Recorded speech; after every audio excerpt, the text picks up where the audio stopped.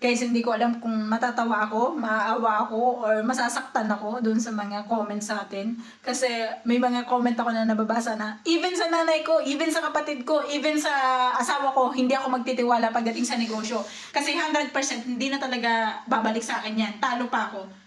Nagbayad daw siya ng 300,000, tapos boplax, walang bumalik. Alam mo yung, ang dami sa comment section ko, nagkakagulo sila kasi ayaw nila ng anuhin na magtiwala sa family pagdating sa business. Yan, ito po yung nagagawa natin, no? Kasi ito tayo kasi mga OFW guys.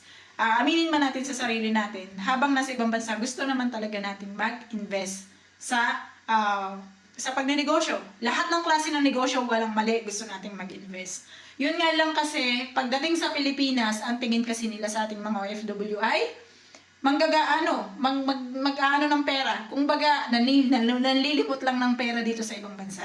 Kaya ganun po yung thinking ng iba nating mga OFW. Hindi ko po kayo masisisi. Kasi talagang parang nasa 98% ng comments sa akin is sinasabi na hindi sila magtitiwala sa kahit kaanak pa nila, kapamilya or whatsoever. Kasi wala talaga silang mapapala. So guys, ito lesson learned to sa atin sa mga pamilya natin na nasa Pilipinas. Alam nyo guys, yung mga OFW natin na family, hindi ko naman nila lahat kasi kasama po ako sa 2%. Sa 2% na pinalad na magkaroon ng family na pagdating sa ganyan is hindi po nakikialam yung aking family. So sabihin na natin dun sa 98% ng sinasabi ko sa comment section ko na talagang parang ang sama-sama ng loob nila sa kanilang mga pamilya. Guys, ang mga OFW po, kami po dito is hindi naglilimot lang ng pera. Ako na po ang nagsasabi sa inyo, saan man siyang OFW. Ako po ay nanggaling ng Taiwan, nanggaling ng Japan, ngayon po ako ay nasa Europe. Pero sasabihin ko sa inyo, sa Taiwan, sa Japan, sa Europe, sunod-sunod po yan, palaki po ang sahod ko. Pero kapag OFW ka, totoo talaga na paglaki ng sahod mo, paglaki din ng expenses mo. Alam mo guys, kaya ako nakapundar ng property sa utang. Hindi po ako nakapundar ng property dahil nag-ipon ako. Hindi po siya totoong nangyayari na pag nag-ipon ka, makakapundar ka. Kasi although na okay naman, pwede naman talaga siyang mangyari. Pero alam mo yung suntok sa banga talaga na madali. Kasi pag may pera ka, maaawa ka eh. Kagaya ko, halimbawa may pera ako, magsabi sa akin ng family ko, ng ganito, ganyan. Alam mo yung kahit ayaw mong bitawan yung pera, bibitawan mo.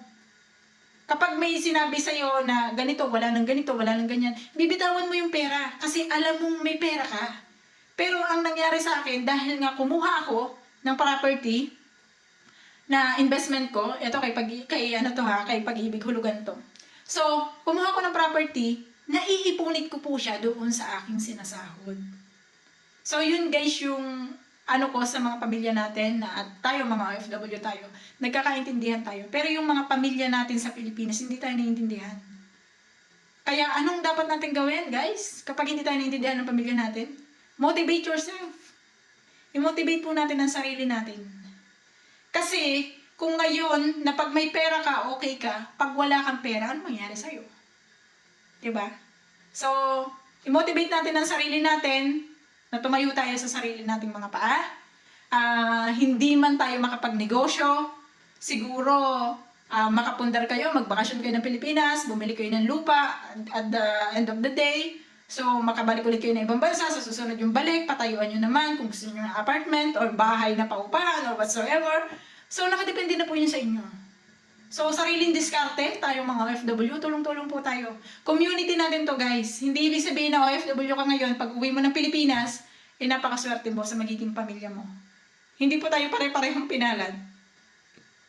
No? Kasi guys, yung mga anak, yung pamangkin, iba na po yung mindset niyan. Sa generation ko, millennials po ako, pag tiningnan mo yung generation ng Gen Z, yung generation ngayon, iba po ang mindset nila sa atin. Okay?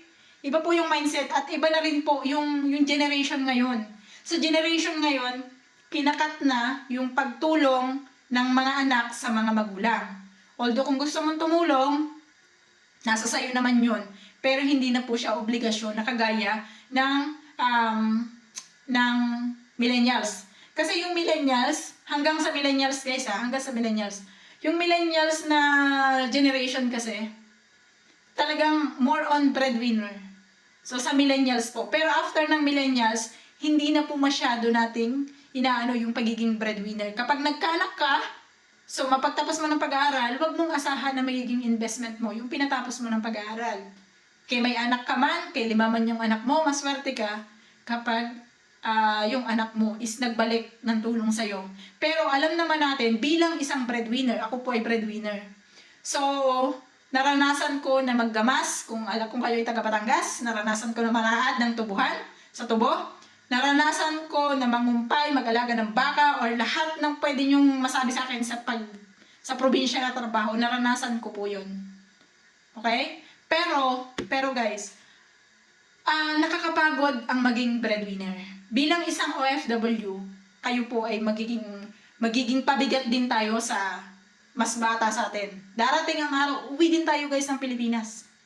Uuwi po tayo ng Pilipinas at pag umuwi tayo ng Pilipinas, wala tayong napundar, wala tayong insurance, wala tayong napundar man lang sa sarili natin. Guys, sino ang aako ng responsibilidad para gumastos sa atin?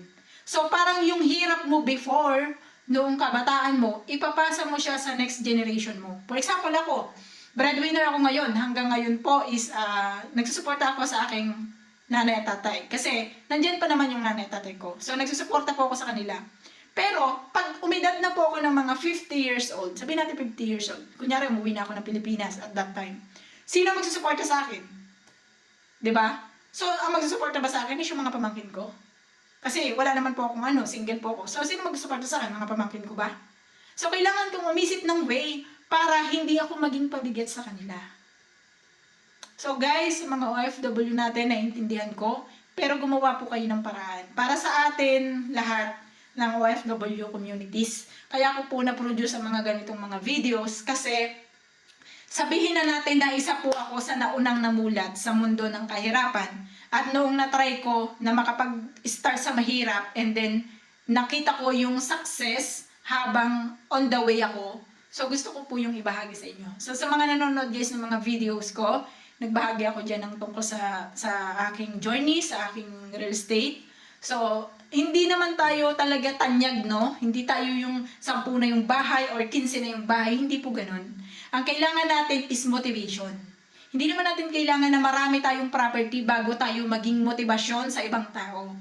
So, ang property ko po ay isa pa lang, pero malaki na kasi yung na-invest ko sa kanya. Siguro sabihin natin 2M, na sa akin ay malaking bagay. Bakit? Kasi po, kaya siya malaking bagay sa akin, galing po ako sa mahirap na pamilya. Hindi ko naranasan yung mga ganitong buhay na hindi ko aakalain na pwede ko pala siyang matry. So, yun lang guys. Sana may natutunan kayo sa mga pinagdadakdak ko dito.